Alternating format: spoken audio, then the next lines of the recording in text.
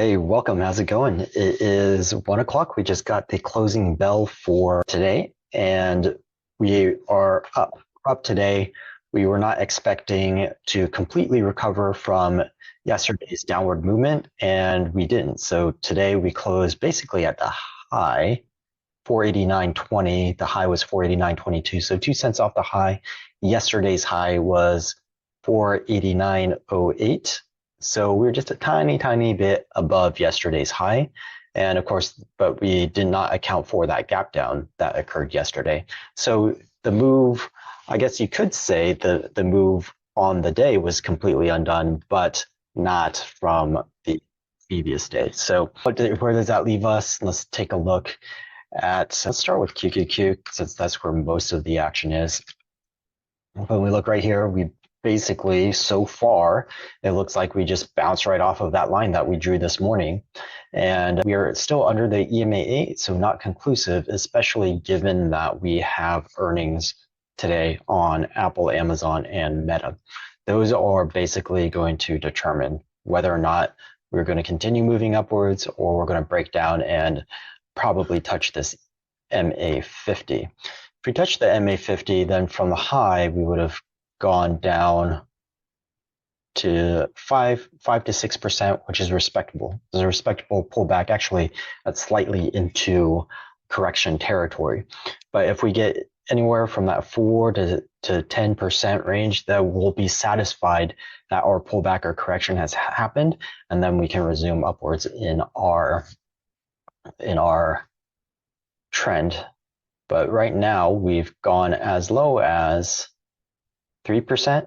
Still okay. It's still a pullback, but we were expecting something a little bit deeper given all of the movement that we've had since this past November. So S&P 500, let's see how that looks. So in the S&P 500, we wouldn't have gotten much of a pullback at all. We didn't even come and touch that EMA 20. We didn't come back to this purple line. So it'd be a little unusual for it to just go from here. We are still expecting that bit of a pullback. The only thing is over here in our counter channels, we can see that we did go from the +3 ATR down to the +1 ATR and actually a little bit below it. So by one measure, actually, we did satisfy our pullback. So if this market is really strong, then yeah, it wouldn't be completely unheard of for it to go upwards and make a new high.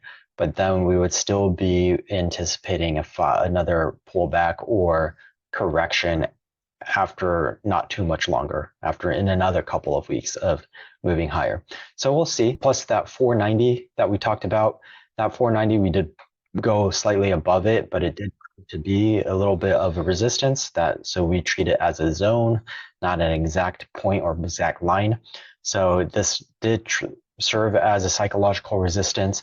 And then we have the next one at 500 and 510. This pullback right now, does it give us enough strength to move from the 500 or the 490 to the 500 level? Well, it's hard to say. I would say I would be a lot more comfortable saying it was okay if we actually pulled back to this purple line, but we didn't.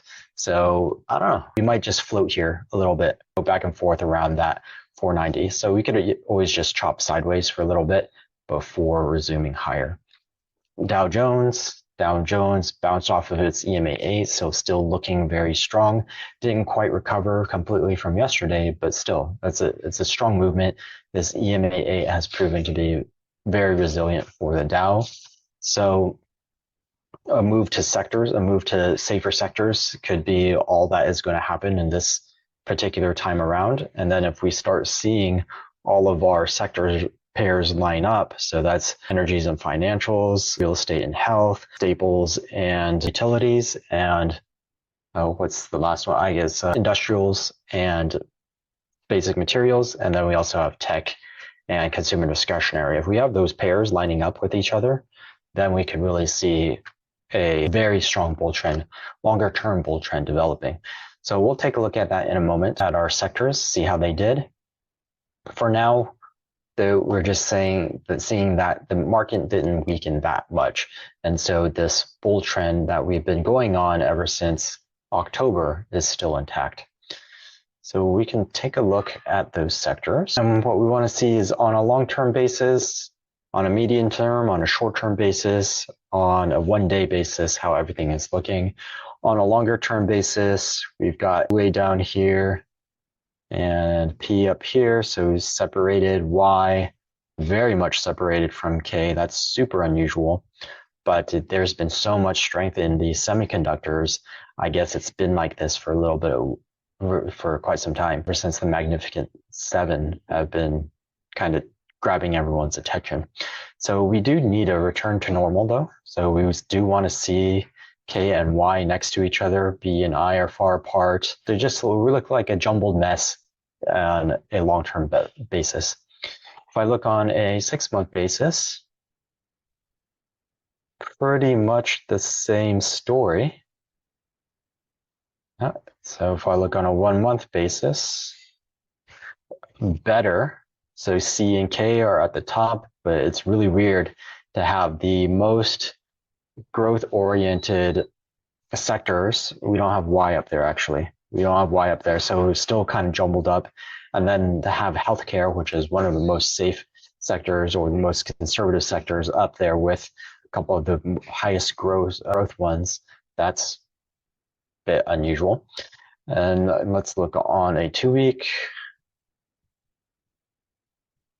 Yeah, it's no better. It doesn't matter what time frame we look at. Everything is just a jumbled up as, okay, 1 week, we're starting to get there, at least in the defensive sectors. P, V, and Y are up here. E is way down here though. Y is up here, but K is way down here. It's almost like the flip of what we were seeing, right? Instead of K at the top and Y towards the bottom, we've got Y towards the top and K towards the bottom. We've got our defensive sectors towards the top. So there is definitely movement into more defensive sectors. And let's just see what we did for today. Retail, home builders, and staples, and consumer discretionary. Okay, so we're all over the place here. Actually, everything is up so much that it's hard to distinguish. So if we say P and Y, they're only 0.06% apart in terms of their performance. So everything is kind of shoved up towards the top.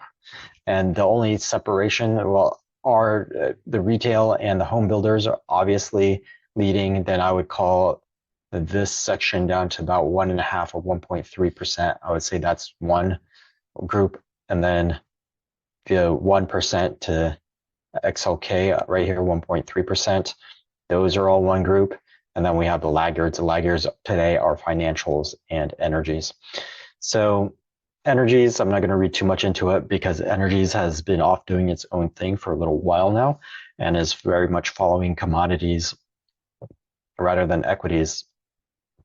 Financials, I think they were doing well last week. XLF, middle of the road. And then on top, yeah, 2 weeks. And over the last 2 weeks, they've done well. So they've been weakening. That's interesting. So we had earnings starting to come out. So it looks like earnings may have really affected these financials, their performance. Although it's up, it's definitely up. It's just that other things have overtaken it. So money is being allocated out towards the other sectors and less so towards XLF. That's basically the story. So if I go over here and I look on a 1 week basis, XLF, where'd it go? Right here is up barely 0.05%. And then on a 2 week basis, it's up 3.88%. So basically, the last week, not a lot of money has gone into financials. It hasn't come out, it just hasn't gone in, but money has been going into other sectors. That's why we see XLF towards the bottom of the list this week. So money is still coming into the equities markets. That's bullish. So for now, we're going to say the exact same thing that we said this morning, which was our trend is intact and we are going to expect it to just continue along the trend, especially now that we've bounced off of this line that we drew this morning and we didn't get participation in the VIX. We didn't get participation in TLT. TLT is starting to go parabolic upwards. That's very surprising. We've got a strong volume bar yesterday, a strong volume bar today without an associated really big movement on the day, especially yesterday. So that coupled with being parabolic, I'd be very wary of bonds right now. We should have a pullback very, very soon over the next few days, certainly over the next week. I'm very confident in saying that there will be a pullback in bonds, especially since we need to line up with what's actually happening in terms of Fed and interest rates. This is completely against the news that we were given over the past few days, which is a little weird. It's a little weird. And I don't really see money going into bonds right now, US Treasuries. We're losing status on a daily basis in terms of financial strength around the world as a reserve currency. There's always more and more attention of other nations that are trying to get together their own group of currencies to replace the US dollar as a reserve.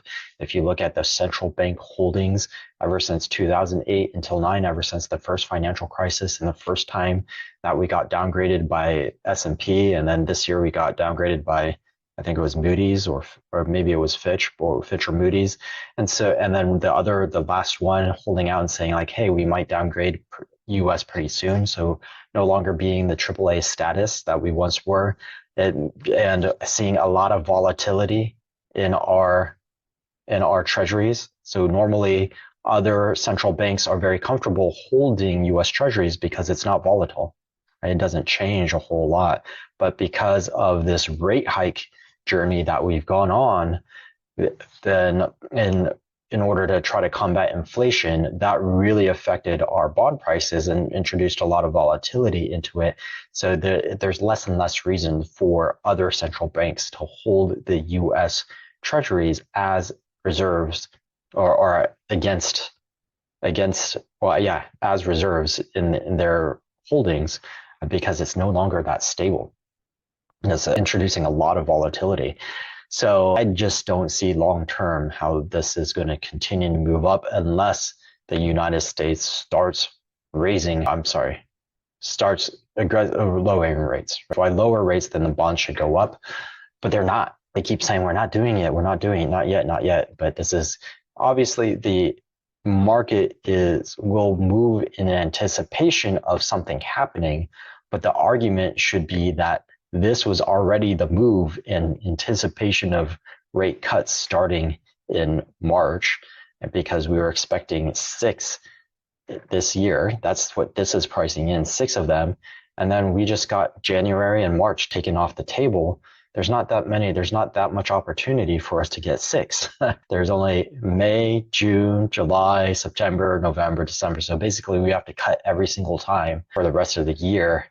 And that's just not super likely, I don't think. I don't think the data is going to show that inflation is dropping that quickly in order for us to have 6 rate cuts.